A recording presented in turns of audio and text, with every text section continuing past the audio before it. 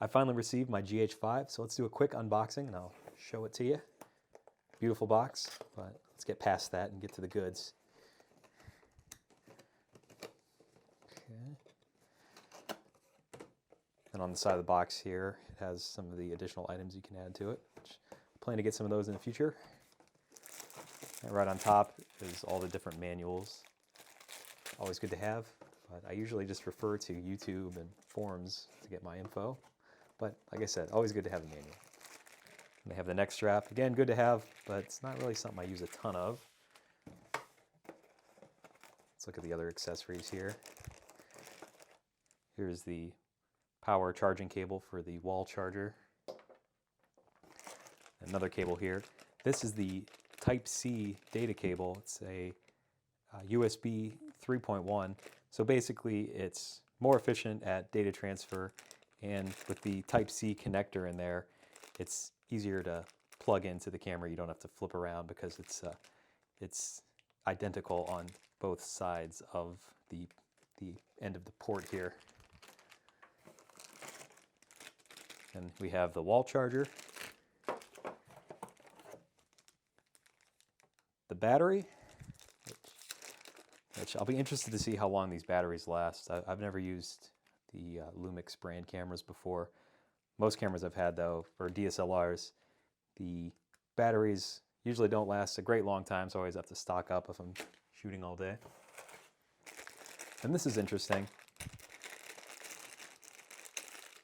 This is a bracket that you add to the side of the camera where the cable ports are, and it helps protect them in case the cables are yanked or something could happen like that where it might damage the port.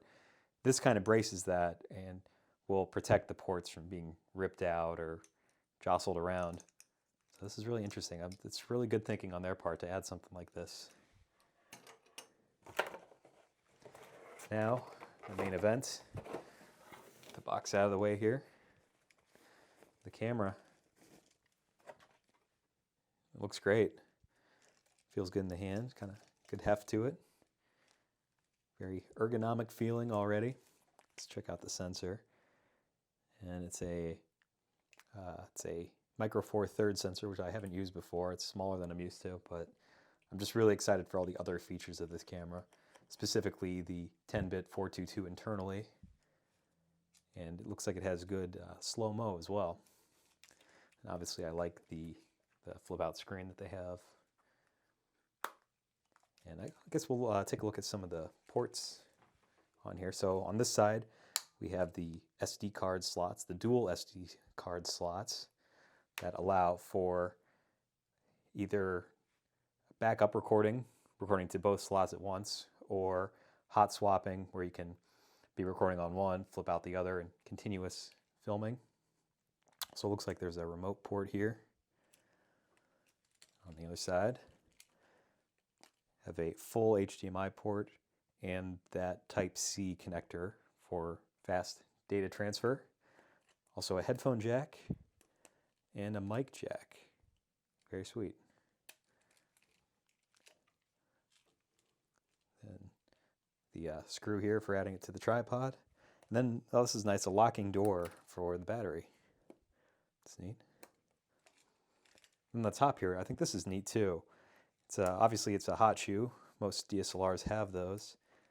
But then it has little sensors for communicating with I think the preamplifier that can come with it, maybe with, I'm guessing with flashes as well. So it communicates with them, and I think it can give them power as well. So that's really interesting. That's something that I think would really make me want to buy the Lumix brand or the Panasonic brand accessories that can communicate with the camera just through the hot shoe here. Well, next up, I will actually be using this camera, and I'll do a pretty in-depth review and let you guys know what I think. So watch out for that one. Thanks.